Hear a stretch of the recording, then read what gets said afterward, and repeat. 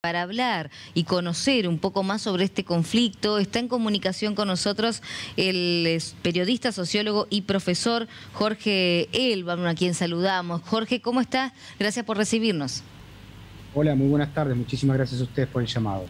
Bueno, queremos conocer un poco la postura respecto de este conflicto y también entender un poco más por qué se lleva adelante y hay tantas víctimas en el medio.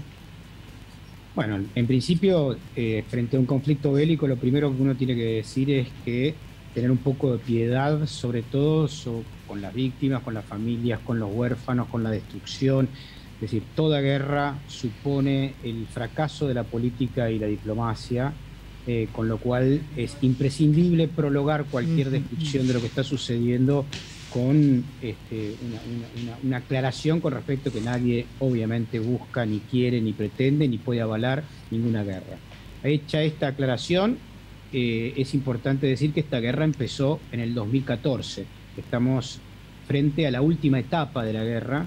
Empezó el 2 de mayo del 2014 con el asesinato de 42 personas que fueron quemadas vivas en Odessa, y a partir de ese momento se desató en zona de Ucrania, en el sur y en el este, una persecución, una limpieza étnica de la minoría rusohablante dentro de Ucrania, que incluye 15.000 muertos y 1.500 niños. Hay un museo incluso de los niños asesinados en el Donbass por parte de los grupos neonazis ucranianos. Ese es el origen real.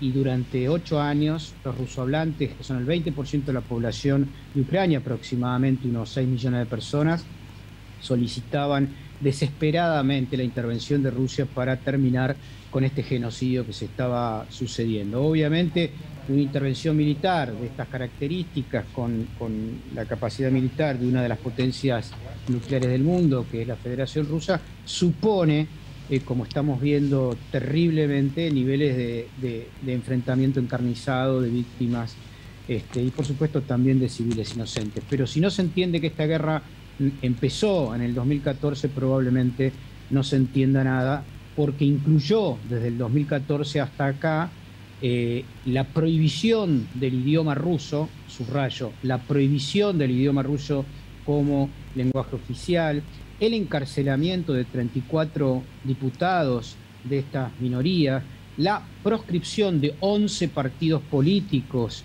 de las minorías, de las distintas minorías, no solamente rusohablantes, sino húngaras también, gitanas dentro de Ucrania, lo que supuso algo que para nosotros fue ajeno, pero que para los 150 millones de televidentes rusos era cotidiano ver cómo se secuestraba, asesinaba y bombardeaba a las poblaciones de Lugansk y Lugansk. Entonces estamos viendo, insisto, y esto es lo más importante que la gente tiene que entender, la última etapa de lo que empezó siendo una guerra civil en Ucrania y que termina con esta intervención militar de la Federación Rusa. Claro, y a partir de esto es que toma una dimensión mundial en cuanto a lo que son las imágenes, la difusión de la información, pero como decías, desde el 2014 comenzó esta guerra. ¿Por qué antes el mundo no estaba pendiente de esto?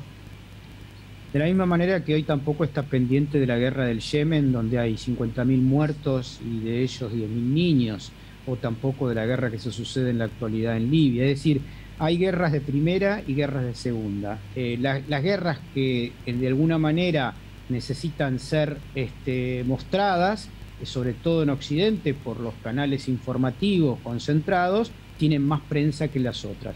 Más allá de eso, el tema específicamente desde el 2014 de la guerra civil dentro de Ucrania se ahondó, obviamente, con las amenazas del actual gobierno de Ucrania, que ascendió por un golpe militar, paramilitar, en el 2014. Me olvidé de este dato que es muy importante. Sí. La política de Ucrania del 2014 hasta acá está marcada por lo que se llama el Maidán, que fue un golpe contra las autoridades constitucionales, a partir de los cuales se proscribieron 11 partidos políticos, se encarcelaron a 34 diputados y se asesinaron a 15.000 personas. En ese marco se consolidaron grupos neonazis, que no solamente, porque nazis hay en todos lados, digo, acá también en Argentina hay nazis, pero en muy pocos lados en el mundo, únicamente en Ucrania, se los suma a las Fuerzas Armadas, como ha pasado con los batallones neonazis Aidar, Azov, que son los más famosos, pero son bastantes más. Es decir, a esto, a un gobierno que ampara, avala prácticas y celebra a dirigentes neonazis y a dirigentes nazis de la Segunda Guerra Mundial, se sumó la amenaza de Ucrania de sumarse a la OTAN a 5 minutos, si se quiere, balístico de Moscú. Para un país como la Federación Rusa, que viene resistiendo desde hace 2 siglos infinitas invasiones y que nunca empezó una guerra, pero siempre las termina ganando, evidentemente el neonazismo, la advertencia de la OTAN, cuando la OTAN se había comprometido desde la unificación alemana a no moverse ni una pulgada más hacia el este, y desde ese momento se sumaron 13 países, 14 países más, y además en el marco de la disolución del Pacto de Varsovia, que era la contracara de la OTAN, y de que ya Rusia no es un país comunista, sino es un país capitalista. Evidentemente el asesinato de rusos, la reivindicación de los nazis de la Segunda Guerra Mundial, como Stepan Bandera, que fue nombrado en 2018 como héroe nacional ucraniano, siendo un integrante importante de las SS alemanas que mataron, asesinaron 1,5 millones de judíos en Ucrania, subrayo, 1,5 millones de judíos en Ucrania, que asesinaron a 100.000 gitanos en Ucrania, cuando se lo celebra y se lo reivindica como héroe nacional en el 2018, hecho por el presidente de Ucrania, bueno, frente a los rusos, que perdieron 28 millones de personas de la Segunda Guerra Mundial, es una ofensa que no puede ser comprendida sino por aquellos que tienen en su familia, en Rusia, todos un muerto en la Segunda Guerra Mundial. Entonces, si uno suma estos elementos, entiende, no estoy justificando obviamente las situaciones bélicas, lo que digo, entiende de que un país tan poderoso como Rusia haya perdido la paciencia. Exacto. ¿Y cuál es su impacto en el mundo, en el resto de los países, en diferentes materias, tanto sociales como económicas? Bueno, obviamente pensando desde nuestro interés, que es lo que debiéramos pensar siempre, de América Latina y Argentina, Rusia siempre ha votado a favor de la Argentina en relación a las Malvinas, y Ucrania del 2014 ha votado con Estados Unidos, el Reino Unido, siempre en contra de la Argentina. Lo primero que tenemos que ver nosotros es cuáles son nuestros intereses y estar más cerca de aquellos que son nuestros socios internacionales y siempre han defendido en términos de política exterior nuestra soberanía en las Islas Malvinas. Esa es mi opinión. Ahora, en términos geoestratégicos o geoeconómicos, esto implica algunos interrogantes con respecto a el monopolio del dólar como moneda internacional de intercambio. Pensemos que la alianza estratégica entre Rusia y China supone nada más y nada menos que el 70% de la producción mundial, que está instalada básicamente en el sudeste asiático. Si estos países, junto con otros, como por ejemplo la India, que ya ha dicho que va a comerciar con rupias y rublos en términos de trueque y va a deshacerse del dólar, supone realmente un peligro grave para Estados Unidos, porque Estados Unidos vive, entre comillas, de la maquinita de fabricar dólar sin sustento. Recordemos que Estados Unidos es el país más endeudado del mundo, está a un 120% de endeudamiento con respecto a su PBI. Para comparar con Argentina, nosotros estamos a un 40, a un 50.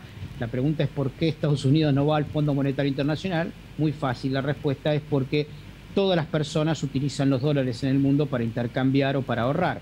En la medida de que deje de usarse el dólar, como están advirtiendo China, Indonesia, India y la mayoría de los países del sudeste asiático, se le va a complicar a Estados Unidos. Así que probablemente esta guerra suponga un nuevo orden mundial a la brevedad, más allá de los costos tácticos que implica para nuestros países y para el mundo el aumento de los precios de los alimentos, dado que Ucrania y Rusia son grandes productores de grano, y en términos energéticos, como estamos viendo. Para cerrar, Jorge, ¿ve la posibilidad de que este conflicto termine prontamente?